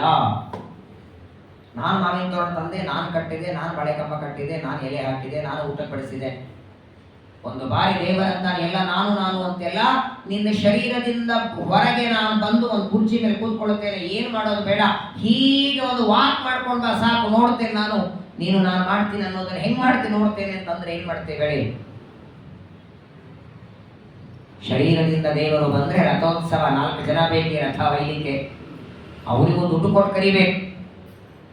ಹಾಗಾಗಿ ಇಂತಹ ನಶ್ವರವಾದ ಶರೀರದಲ್ಲಿ ಇಲ್ಲದೇ ಇರುವ ಅಭಿಮಾನವನ್ನು ಜೀವ ಪಡ್ತಾನೆ. ತನಗಾಗದೇ ಇದ್ದದ್ದೆಲ್ಲ ತನಗೆ ಅಂತ ತಿಳ್ಕೊಳ್ತಾನೆ.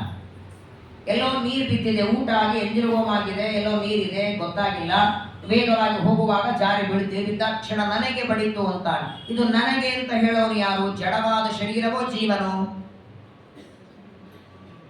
ಶರೀರ ಅಂತ ಹೇಳಲಿಕ್ಕೆ ಸಾಧ್ಯವಿಲ್ಲ, ಯಾಕೆ ಅದು ಜಡ. ಹಾಗಾದ್ರೆ ನನಗೆ ಅಂತ ಹೇಳೋನು ಯಾರು? ಬಡದದ್ದು ಯಾರಿಗೆ? ಯಾರಿಗೆ ಬಡದಿದೆ ಮಾತಾಡ್ತಿಲ್ಲ. ಬಡದದ್ದು ಶರೀರಕ್ಕೆ, ಹೇಳೋನು ಜೀವ ನನಗೆ ಅಂತ.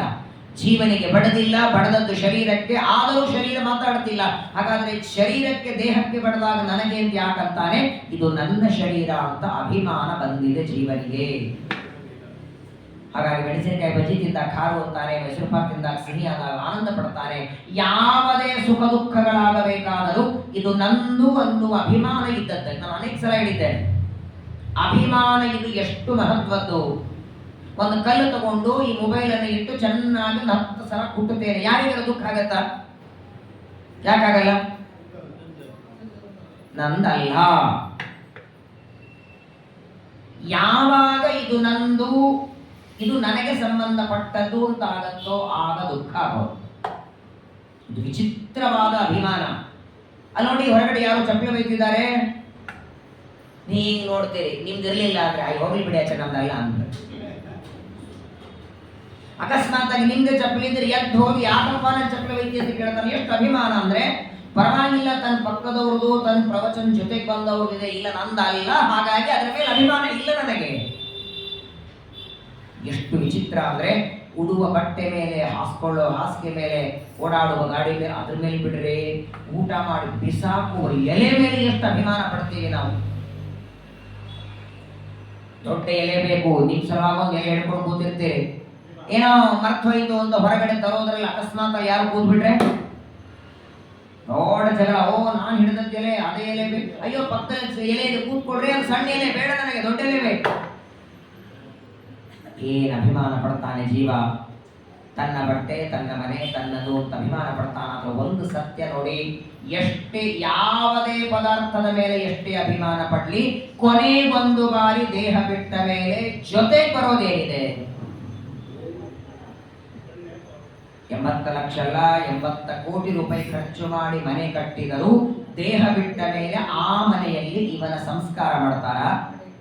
ಇವನಿಗೆ ಮತ್ತೆ ಬಾಡಿಗೆ ತಗೋಬೇಕಾನೆ ನೀವು. ಮತ್ತೆ ಚಾಮರಾಜಪೇಟೆಯಲ್ಲಿ ಆ ಜಾಗಕ್ಕೆ ದೇಹ ಸಂಸ್ಕಾರಕ್ಕೆ ಒನ್ ಡೇಗೆ 15,000 ರೂಪಾಯಿ ಕೊಡ್ಬೇಕು ನೀವು.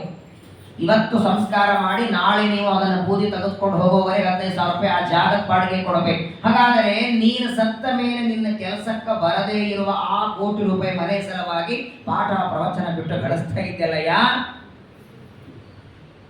ಏನ್ ಲಾಭ ಅಂತ ಕೇಳ್ತಾರೆ. ಏನು ನೋಡಿ ಗಜೇಂದ್ರನ ಮಾತುಗಳು ಎಷ್ಟು ಚೆನ್ನಾಗಿದೆ. ಇದೆಲ್ಲ ಪ್ರಾರ್ಥನೆ ಎಲ್ಲೋ ಕುರ್ಚಿ ಹಾಕೊಂಡು ಒಂದು ಮೈಕ್ ಇಟ್ಕೊಂಡು ಮಾಡ್ತಿಲ್ಲ ರೀ.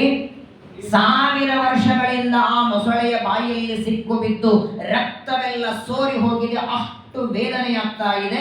ಅದೇ ಸರೋವರದ ಮಧ್ಯದಲ್ಲಿ ನಿಂತು ಇದನ್ನೆಲ್ಲ ಭಗವಂತನನ್ನ ಸ್ತೋತ್ರ ಮಾಡ್ತಾ ಇದ್ದಾರೆ ಗಜೇಂದ್ರ. ಸತ್ವೇನ ಪ್ರತಿಲಭ್ಯಾಯ ನೈಷ್ಕರ್ಮೇಣ ವಿಪಶ್ಚಿತ. ಪರಮಾತ್ಮ, ಜಗತ್ತಿನಲ್ಲಿ ಅನೇಕ ಜನ ಇದ್ದಾರೆ, ಜೀವರು ವಿಚಿತ್ರವಾದವರಿದ್ದಾರೆ. ತಮಗೇನಾದರೂ ಲಾಭ ಇದ್ರೆ ದೇವರ ಸೇವೆ ಮಾಡ್ತಾರೆ. ಪೂಜೆ ಮಾಡಿ ಮಠಕ್ಕೆ ಹೋಗಿ ಪ್ರದಕ್ಷಿಣೆ ಹಾಕ್ರಿ ಅಂದ್ರೆ ಏನ್ ಲಾಭ ಅಂತ ಕೇಳ್ತಾರೆ. ಪ್ರಯೋಜನ ಇಲ್ಲದೆ, ಅಪೇಕ್ಷೆ ಇಲ್ಲದೆ ಯಾವ ಕಾರ್ಯ ಯಾರು ಮಾಡಲ್ಲ. ಒಂದು ಅರ್ಧ ಲೀಟರ್ ಹಾಲು ಪಾಕಿಟ್ ಪಂಚಾಮೃತ ಕೊಡಬೇಕು ಆಚಾರ್ಯಗೆ. ನಾಳೆ ದ್ವಾದಶಿ ನಮ್ಮ ಹೆಸರಿಂದ ಪಂಚಾಮೃತ ಮಾಡಿ ಆಯ್ತಂತಾರ ಆಚಾರ. ಆ ಪಂಚಾಮೃತಕ್ಕೆ ಸಂಕಲ್ಪ ಮಾಡಬೇಕಲ್ಲ. ಸಂಕಲ್ಪದಲ್ಲಿ ಏನೇನು ಸೇರಿಸಿರ್ತಾರೆ? ಆ ಅರ್ಧ ಲೀಟರ್ ಹಾಲು ಕೊಟ್ಟದ್ದಕ್ಕೆ ಆ ಪಂಚಾಮೃತ ಅಭಿಷೇಕದಿಂದ ಮಗನ ಮದುವೆ ಆಗ್ಬೇಕು, ಮೊಮ್ಮಗನಿಗೆ ಜಾಬ್ ಸಿಗಬೇಕು, ಮೊಮ್ಮಗ ಹೊರದೇಶದಲ್ಲಿ ಓದಬೇಕು, ಮೊಮ್ಮಗನಿಗೆ ಮದುವೆ ಆಗಬೇಕು, ಅವನಿಗೊಬ್ಬ ಹೆಂಡತಿ ಬರಬೇಕು, ಮರಿ ಮೊಮ್ಮಗ ಆಗಬೇಕು, ಸಂಪತ್ತು ಬರಬೇಕು. ಇಷ್ಟೆಲ್ಲ ಅರ್ಧ ಲೀಟರ್ ಹಾಲಿಗೆ ಕೊಡ್ಬೇಕು ದೇವರು. ಅರ್ಧ ಲೀಟರ್ ಪಂಚಾಮೃತ ಹಾಲು ಕೊಟ್ಟು ಇಷ್ಟು ದೊಡ್ಡ ಸಂಕಲ್ಪ. ಅದರ ಮೇಲ್ಗಡೆ ಜ್ಞಾನ ಭಕ್ತಿ ವೈರಾಗ್ಯ ಸಿದ್ಧಾರ್ಥಂ ಧರ್ಮ ಅರ್ಥ ಕಾಮ ಮೋಕ್ಷ ಚತುರ್ವಿಧ ಪುರುಷಾರ್ಥ. ಎದಕ್ಕೆ? ಅರ್ಧ ಲೀಟರ್ ಹಾಲಿಗೆ. ಏನ್ ವಿಚಿತ್ರ ನಮ್ಮ ಸಂಕಲ್ಪ ನೋಡಿ.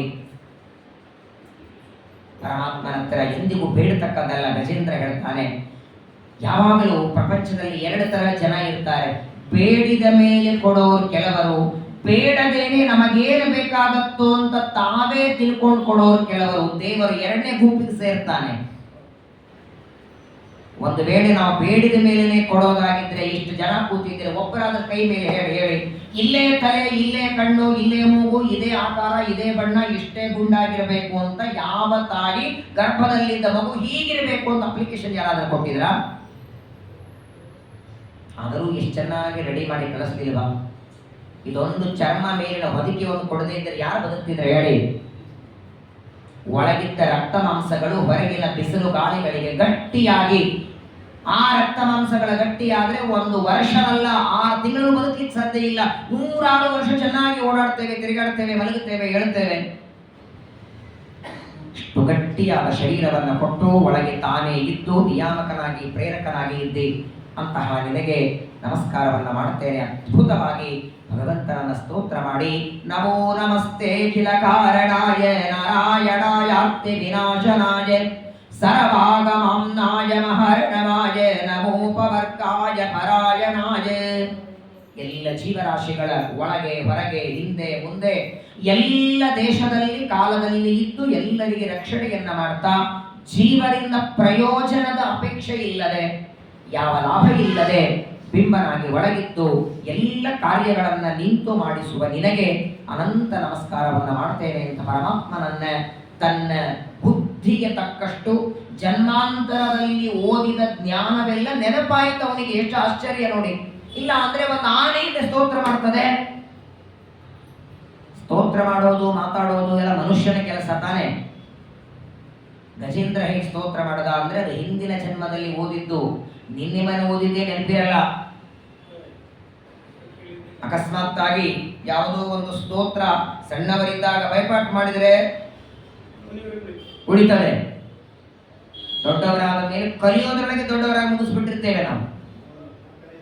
ಆಶ್ಚರ್ಯ ಅಂದ್ರೆ ಹಿಂದಿನ ಜನ್ಮದಲ್ಲಿ ತಾನು ಪಾಂಡ್ಯ ದೇಶದ ಇಂದ್ರದ್ಯುಮ್ನ ರಾಜನಾದಾಗ ಓದಿದ್ದೆಲ್ಲ ಈಗ ಗಜೇಂದ್ರನಾದಾಗ ನೆನಪಿದೆ. ಭಗವಂತನನ್ನ ಸ್ತೋತ್ರ ಮಾಡಿ ಎಲ್ಲ ಮಾತುಗಳಿಂದ ಸ್ತೋತ್ರ ಮಾಡಿದ ಮೇಲೆ ಅದೇ ಸರೋವರದಲ್ಲಿ ಬೆಳೆದ ಒಂದು ಕಮಲ ಪುಷ್ಪವನ್ನ ಕಿತ್ತಿದ ಸೊಂಡಿಲಿನಿಂದ. ಇದೆಷ್ಟು ವಿಚಿತ್ರ ಅಂದ್ರೆ, ನಾವು ಕಥೆಯನ್ನ ಕೇಳುವಾಗ ಮೊಸಳೆ ಬಂದು ಗಜೇಂದ್ರನನ್ನ ಹಿಡಿದು ಪರಮಾತ್ಮನನ್ನ ಕೂಗಿದ, ಗರುಡಾರೂಢನಾಗಿ ದೇವರು ಬಂದ ಗಜೇಂದ್ರನನ್ನ ಉದ್ಧಾರ ಮಾಡಿಬಿಟ್ಟ. ಇಲ್ಲ, ಅವನು ದೇವರನ್ನ ಕರೆಯೋದಕ್ಕೆ ಮೊದಲು ಜನ್ಮಾಂತರದಲ್ಲಿ ಓದಿದ ಜ್ಞಾನದಿಂದ ಸ್ತೋತ್ರ ಮಾಡ್ತಾನೆ. ಅವನ ಮಾಡಿದ ಸ್ತೋತ್ರಕ್ಕೆ ಸಂತುಷ್ಟನಾಗಿ ದೇವರು ಬಂದ. ದೇವರನ್ನ ಸ್ತುತಿ ಪ್ರಿಯ ಅಂತ ಕರೀತಾರೆ. ಪ್ರತಿನಿತ್ಯದಲ್ಲಿ ನೀವು ಸ್ತೋತ್ರಗಳನ್ನು ಪಾರಾಯಣ ಮಾಡಿ ನಮ್ಮ ಉದ್ಧಾರಕ್ಕೂ ಓಡಿ ಬರ್ತಾನೆ.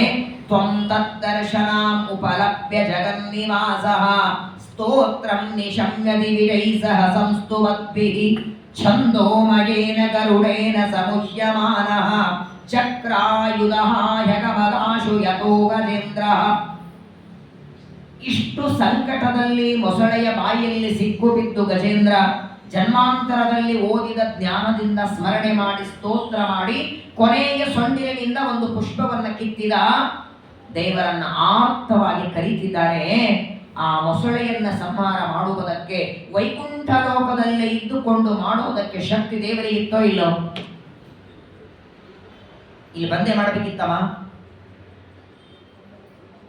ಏನಾದರೂ ಮಾಡಬಲ್ಲ ಅವನು.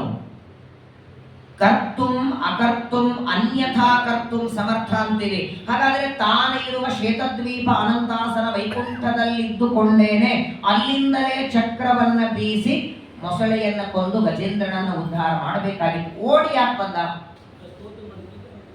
ಸ್ತೋತ್ರ ಮಾಡಿದ್ದಕ್ಕೇನೆ ಹಾಕ್ಲಿ.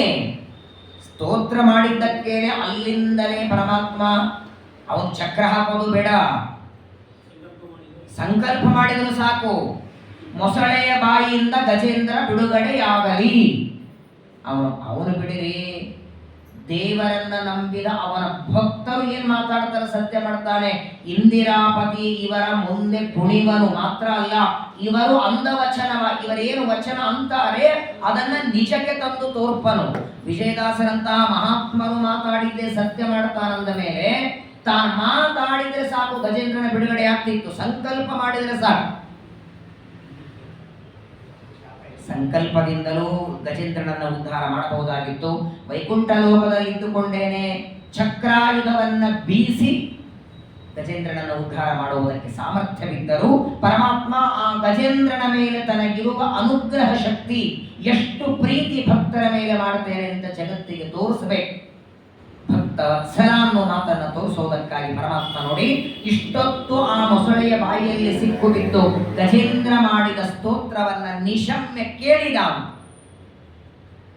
ಸ್ತೋತ್ರ ಮಾಡುವಾಗಲೂ ಬರಲಿಲ್ಲ, ಸ್ತೋತ್ರ ಮಾಡೋದಕ್ಕೆ ಮೊದಲು ಬರಲಿಲ್ಲ. ಸ್ತೋತ್ರ ಮಾಡಿ ಮುಗಿಸಿದ ಮೇಲೆ ಮೊಸಳೆ ಆ ಸೊಂಡಿಲಿನಿಂದ ಒಂದು ಪುಷ್ಪವನ್ನ ಕಿತ್ತಿ ಛಂದೋಮಯೇನ ಗರುಡೇನ, ಯಾವ ಗರುಡನ ಮೇಲೆ ಕೂತಿದ್ದಾರೆ ಗರುಡ ದೇವರಿಗೆ ರೆಕ್ಕೆಗಳಿರ್ತವೆ, ಆ ರೆಕ್ಕೆಗಳ ಬೀಸಿದರೆ ಸಾಕು ವೇದ ಮಂತ್ರಗಳ ಧ್ವನಿ ಬರ್ತದಂತೆ. ಛಂದ ಅಂದ್ರೆ ವೇದಗಳು.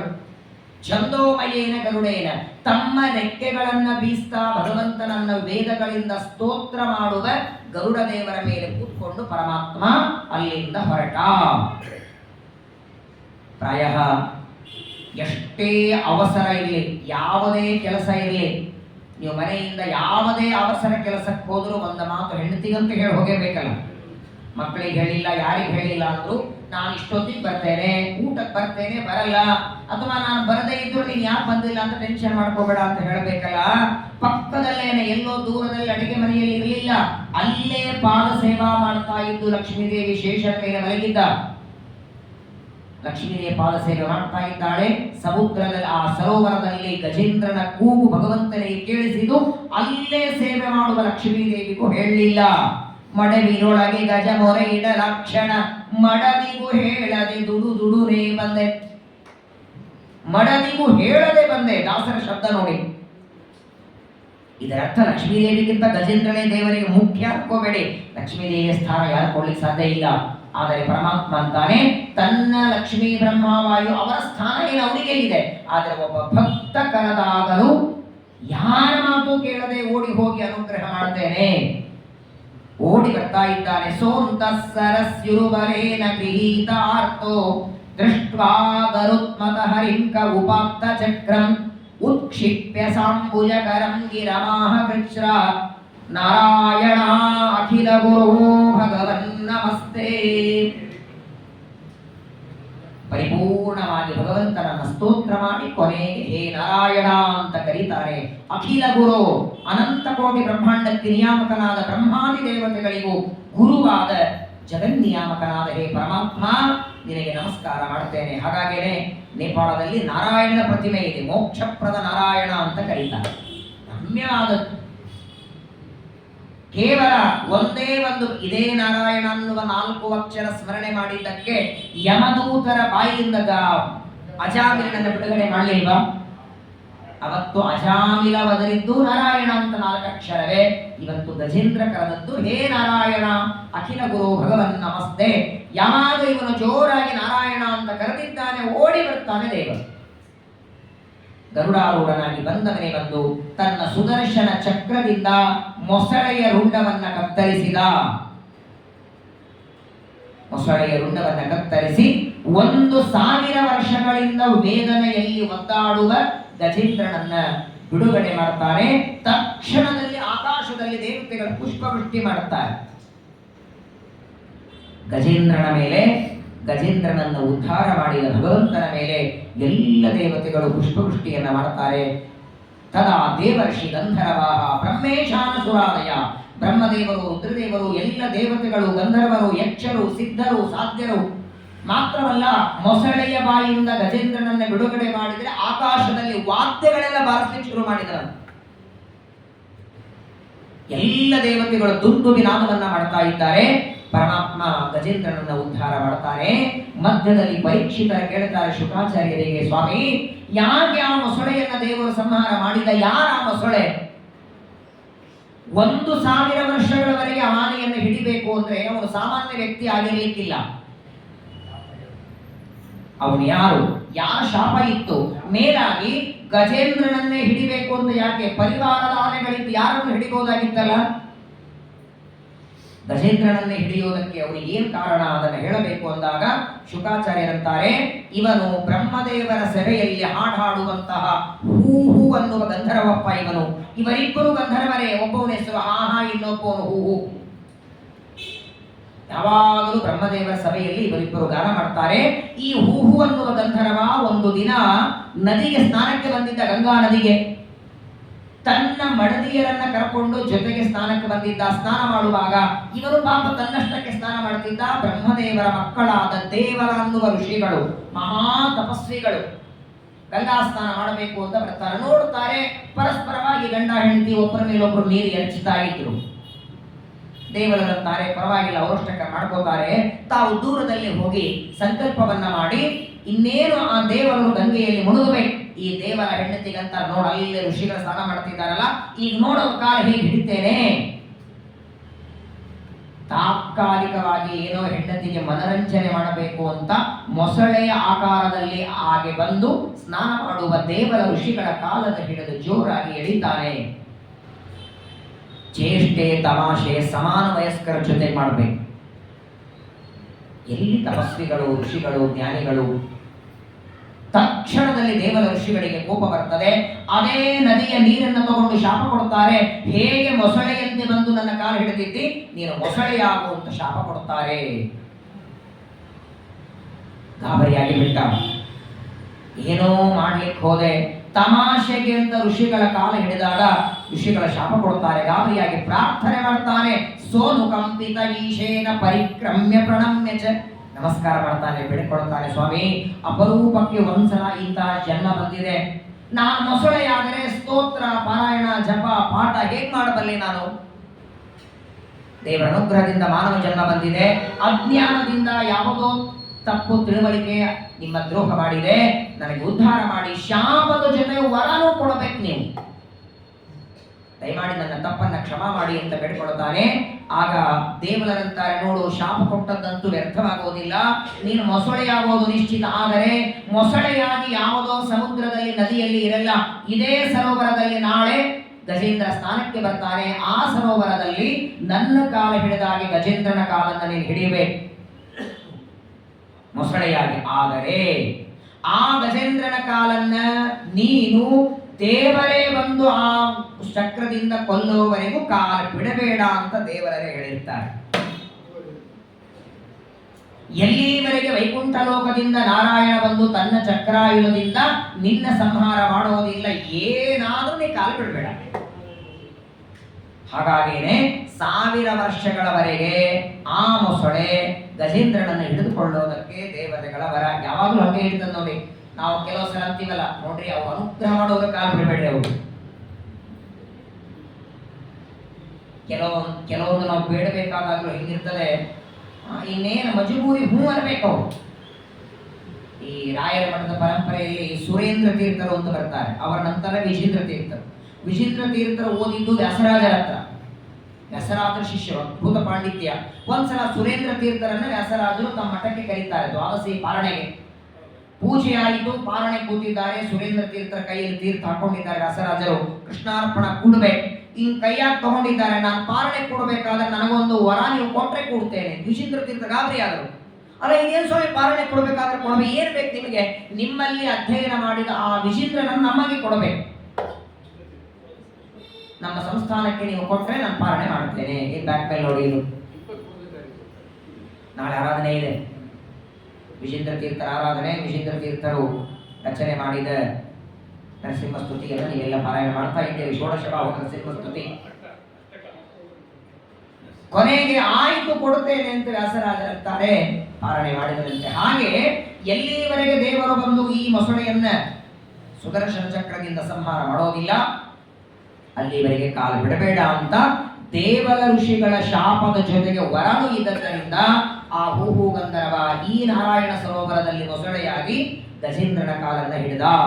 ಗಜೇಂದ್ರ ಯಾರು ಅಂತ ಪರೀಕ್ಷಿತ ಕೇಳ್ತಾನೆ. ಇವನು ಕೂಡ ಹಿಂದಿನ ಜನ್ಮದಲ್ಲಿ ಹೂಹು ಅನ್ನುವ ಗಂಧರ್ವ, ಇವನು ಪರಮಾತ್ಮನ ಸೇವೆ ಮಾಡುವುದಕ್ಕೆ ಇಂದ್ರದ್ಯುಮ್ನ ಅನ್ನುವ ಪಾಂಡ್ಯ ದೇಶದ ರಾಜನಾಗಿ ಬಂದಿರ್ತಾನೆ. ಒಂದು ದಿನ ಸ್ನಾನ ಮಾಡಿ ದೇವರ ಪೂಜೆ ಮಾಡ್ತಾ ಕೂತಿದ್ದ ಬ್ರಹ್ಮದೇವರ ಮಕ್ಕಳಾದ ಅಗಸ್ತ್ಯ ಋಷಿಗಳು ಬರ್ತಾರೆ.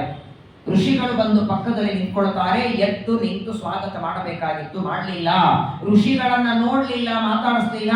ಸ್ವಲ್ಪ ಹೊತ್ತು ಪಕ್ಕದಲ್ಲೇ ನಿಂತು ಕೊನೆಗೆ ನಾನು ಬಂದು ನಿಂತರು ಎದ್ದು ನಿಂತು ನಾನು ಸ್ವಾಗತ ಮಾಡಲಿಲ್ಲ ಅಂತ ಕೋಪದಿಂದ ಋಷಿಗಳು ಶಾಪ ಕೊಡ್ತಾರೆ, ಆನೆಯಾಗು. ಯಾಕಂದ್ರೆ ಆನೆಗಳಿಗೆ ಬುದ್ಧಿ ಇರಲ್ಲ, ಯಾರ ಬಂದ್ರೆ ಆದರ ಸತ್ಕಾರ ಮಾಡಬೇಕು ಅಂತ ತಿಳುವಳಿಕೆ ಬುದ್ಧಿ ಇರಲ್ಲ. ಹಾಗೆ ನಿನಗೂ ತಿಳುವಳಿಕೆ ಇಲ್ಲದಿರುವಂತಹ ಗಜ ಶರೀರ ಬರಲಿ. ನಿಮಗನಿಸ್ತದೆ ಅವನೇ ತಪ್ಪು ಮಾಡ್ತಿದ್ದ, ದೇವರ ಪೂಜನೆ ಮಾಡ್ತಿದ್ದಲ್ಲ, ಗಜೇಂದ್ರ ದೇವರ ಪೂಜನೆ ಮಾಡ್ತಿದ್ದಲ್ಲ ಅಂದ್ರೆ ಹೌದು, ಪರಮಾತ್ಮನ ಪೂಜೆ ಮಾಡ್ತಿದ್ರು. ಶಾಲಿಗ್ರಾಮ ಪ್ರತಿಮೆಯಲ್ಲಿ ಯಾವ ದೇವರ ಪೂಜೆ ಮಾಡ್ತೇವೆ ಅದೇ ಪರಮಾತ್ಮ ಒಬ್ಬ ಯತಿಗಳ ಸ್ವಾಮಿಗಳ ಗುರುಗಳ ರೂಪದಲ್ಲಿ ಬಂದ್ರೆ ಅದು ಚಲ ಪ್ರತಿಮಾ. ಮೊದಲ ಪೂಜೆ ಅಲ್ಲಿ ಮಾಡಬೇಕು. ಆ ಒಂದು ಜ್ಞಾನವನ್ನ, ತಾರತಮ್ಯ ಜ್ಞಾನ, ಅಚಲ ಪ್ರತಿಮೆಗಿಂತಲೂ ಚಲ ಪ್ರತಿಮೆಯಲ್ಲಿ ದೇವರ ಆರಾಧನೆ ಪ್ರಧಾನವಾದದ್ದು. ಅದನ್ನ ಬರ್ತಿದ್ದ ನೋಡಿ. ಆನೆ ಆಗೋದಕ್ಕೆ ಗಜೇಂದ್ರ ಮಾಡಿದ ತಪ್ಪೆ, ಇಂದ್ರದ್ಯುಮ್ನ ರಾಜ ಮಾಡಿದ ತಪ್ಪು. ದೊಡ್ಡವರು ಬಂದಾಗ ಎದ್ದು ನಿಂತು ಸ್ವಾಗತ ಮಾಡದೇ ಇರೋದು, ಇಂತಹ ತಪ್ಪು ಎಷ್ಟು ಸಲ ಮಾಡಿರ್ತೀವಿ ನಾವು. ಹಾಗಾದ್ರೆ ನಾವು ಆನೆ ಆಗೋದಕ್ಕೆ ನೂರಾರು ಬಾರಿ ದೊಡ್ಡವರು ಬಂದಾಗ ಎದ್ದು ನಿಲ್ಲದೆ ಇರೋದು, ಸ್ವಾಗತ ಮಾಡದೇ ಇರೋದು. ಹಾಗಾಗಿ ಆ ಗಜೇಂದ್ರನನ್ನ ಪರಮಾತ್ಮ ಉದ್ಧಾರ ಮಾಡ್ತಾನೆ. ದೇವರ ಋಷಿಗಳ ಶಾಪದಿಂದ ಮೊಸಳೆ, ಅಗಸ್ತ್ಯರ ಶಾಪದಿಂದ ಗಜೇಂದ್ರ, ಇವರಿಬ್ಬರನ್ನು ಉದ್ಧಾರ ಮಾಡಿ ಮತ್ತೆ ಆ ಗಜೇಂದ್ರನಿಗೆ ಒಳ್ಳೆ ಜನ್ಮವನ್ನ ಕೊಡ್ತಾನೆ. ಜನ್ಮಾಂತರದಲ್ಲಿ ಸಾಧನೆಯನ್ನ ಮಾಡಿಕೊಂಡು ಪರಮಾತ್ಮನ ಜ್ಞಾನವನ್ನ ಮಾಡಿಕೊಂಡು ಮೋಕ್ಷವನ್ನ ಪಡೆದ ಅಂತ ಗಜೇಂದ್ರ ಮೋಕ್ಷದ ಕಥೆಯನ್ನ ವಿಸ್ತಾರವಾಗಿ ಶುಕಾಚಾರ್ಯರು ಪರೀಕ್ಷಿತನಿಗೆ ತಿಳಿಸ್ತಾರೆ. ಈ ಗಜೇಂದ್ರ ಮೋಕ್ಷ ನಡೆದದ್ದು 4ನೇ ಮನ್ವಂತರದಲ್ಲಿ. ಮೊದಲನೇದು ಸ್ವಯಂಭೂ ಮನ್ವಂತರ, ಎರಡನೇದು ಶ್ವಾರೋಚಿಷ, ಮೂರನೇದು ಉತ್ತಮ, 4ನೇದು ತಾಪಸ. ತಾಪಸ ಮನ್ವಂತರದಲ್ಲಿ ಗಜೇಂದ್ರ ಮೋಕ್ಷ ಆಯಿತು. ಅದರ ನಂತರದಲ್ಲಿ 5ನೇದು ರೈವತ, 6ನೇದು ಚಾಕ್ಷುಷ, 7ನೇದು ಈಗ ನಾವೆಲ್ಲ ಇದ್ದದ್ದು ವೈವಸ್ವತ. ಆ 6ನೇ ಚಾಕ್ಷುಷ ಮನ್ವಂತರದಲ್ಲಿ ಪರಮಾತ್ಮ ದೇವ ಮತ್ತು ದಾನವರಿಂದ ಕೂಡಿಕೊಂಡು ಸಮುದ್ರವನ್ನ ಮಥನ ಮಾಡಿ ಸಮುದ್ರದಿಂದ ಅನೇಕ ಪದಾರ್ಥಗಳೆಲ್ಲ ಬಂತು. ಕೊನೆಗೆ ಧನ್ವಂತರಿ ರೂಪದಿಂದ ಅಮೃತದ ಕಲಶವನ್ನ ದೇವರು ತಂದ. ಇದನ್ನು ಕೇಳಿ ಪರೀಕ್ಷಿತರು ಪ್ರಶ್ನೆ ಮಾಡ್ತಾರೆ, ದೇವದಾನವರ ಮಧ್ಯದಲ್ಲಿ ಸಮುದ್ರ ಮಥನ ಯಾಕೆ ನಡೀತು? ಅಮೃತವನ್ನ ಪಾನ ಮಾಡೋದಕ್ಕೆ ಸಮುದ್ರ ಮಥನ ಮಾಡಿದರು ಅಂದ್ರೆ ಅಮೃತ ಈಗಾಗಲೇ ಕುಡಿದಿದ್ದಾರಲ್ಲ ದೇವತೆಗಳು, ಅಮೃತ ಕುಡಿದದ್ದಕ್ಕೇನೆ ಅವರು ದೇವತೆಗಳಾಗಿ. ಹಾಗಾದ್ರೆ ಸಮುದ್ರ ಮಥನ ಯಾಕೆ ನಡೀತು? ಅದು ದೇವದಾನವರಲ್ಲೇನೆ ಯಾಕೆ? ಸಮುದ್ರದಿಂದ ಏನೇನು ಪದಾರ್ಥಗಳ ಬಂತು ಅದೆಲ್ಲವನ್ನು ವಿಸ್ತಾರವಾಗಿ ನಮಗೆ ಹೇಳಬೇಕು ಅಂತ ಸಮುದ್ರ ಮಥನದ ಕಥೆಯ ಬಗ್ಗೆ ಪರೀಕ್ಷಿತರು ಪ್ರಶ್ನೆ ಮಾಡ್ತಾರೆ. ನಾಳೆ ದಿನ ಅದರ ವಿವರಣೆಯನ್ನು ತಿಳಿಯೋಣ. ಸಮುದ್ರ ಮಥನದ ಕಥೆ, ಅಲ್ಲಿ ಧನ್ವಂತರಿ ರೂಪದಿಂದ ಅಮೃತ ತರ್ತಾನೆ, ಮೋಹಿನಿ ರೂಪದಿಂದ ಅಮೃತವನ್ನು ಬಡಿಸ್ತಾನೆ. ಅದರ ನಂತರದಲ್ಲಿ ವಾಮನ ದೇವರ ಕಥೆ, ಅನೇಕ ವಿಚಾರಗಳು ಅಷ್ಟಮ ಸ್ಕಂದದಲ್ಲಿ ಇನ್ನು ಹೇಳ್ತಾರೆ. ಪೌರ್ಣಿಮೆಯವರೆಗೆ ಇನ್ನು 4 ದಿನಗಳವರೆಗೆ ಅಷ್ಟಮ ಸ್ಕಂದದಲ್ಲಿ ಬರುವ ಎಲ್ಲ ವಿಚಾರವನ್ನ ತಿಳಿದು ಇವತ್ತು ಗಜೇಂದ್ರ ಮೋಕ್ಷದ ಕಥೆಯನ್ನು ಕೇಳ್ತೇವೆ. ಈ ಗಜೇಂದ್ರ ಮೋಕ್ಷದ ಕಥೆಯ ಕೊನೆಗೆ ದೇವರು ಮಾತಾಡ್ತಾನೆ, ಯಾರು ಪ್ರಾತಃ ಕಾಲದಲ್ಲಿ ಎದ್ದು ಈ ಗಜೇಂದ್ರ ಮೋಕ್ಷದ ಸ್ಮರಣೆ ಮಾಡ್ತಾರೆ, ಕೊನೆಗೆ ಒಂದು ಶ್ಲೋಕವಾದರೂ ಪಠನ ಮಾಡಿದರು, ಮಲಗಿದಾಗ ದುಷ್ಟ ಸ್ವಪ್ನಗಳಿಂದ ಏನಾದರೂ ಬಾಧೆಯಾಗಿದ್ರೆ ಅದೆಲ್ಲವೂ ದೂರವಾಗುತ್ತೆ. ಅವತ್ತಿನಿಂದ ಗಜೇಂದ್ರ ಮೋಕ್ಷದ ಸ್ಮರಣೆಯನ್ನ ಪ್ರಾತಃ ಕಾಲದಲ್ಲಿ ಮಾಡಬೇಕು. ಅವತ್ತು ಗಜೇಂದ್ರನನ್ನ ಉದ್ಧಾರ ಮಾಡಿ ಮೊಸಳೆ ಬಾಯಿಂದ ಬಿಡುಗಡೆ ಮಾಡಿದಂತೆ ನಿಮ್ಮನ್ನು ಕೂಡ ಸಂಸಾರ ಸಾಗರದಲ್ಲಿ ನಾನು ನನ್ನದೆಂಬ ಆ ಮೊಸಳೆಗಳಿಂದ ಕಚ್ಚಲ್ಪಟ್ಟ ನಮ್ಮನ್ನು ದೇವರು ಉದ್ಧಾರ ಮಾಡಲಿ ಅಂತ ಪರಮಾತ್ಮನ ಪಾದಗಳಲ್ಲಿ ಏಕಾದಶಿಯ ನಿಮಿತ್ತವಾಗಿ ಪ್ರಾರ್ಥನೆಯನ್ನು ಮಾಡಿ ಮತ್ತೆ ನಾಳೆ ದಿನ ಸಮುದ್ರ ಮಥನದ ಕಥೆ, ಯಾಕೆ ಸಮುದ್ರ ಮಥನ ನಡೀತು, ಹೇಗೆ ಮಾಡಿದರು ಸಮುದ್ರದ ಕಥೆಯನ್ನ ನಾಳೆ ದಿನ ವಿವರಣೆಯನ್ನು ತಿಳಿಯೋಣ. ಶ್ರೀ ಕೃಷ್ಣಾರ್ಪಣ.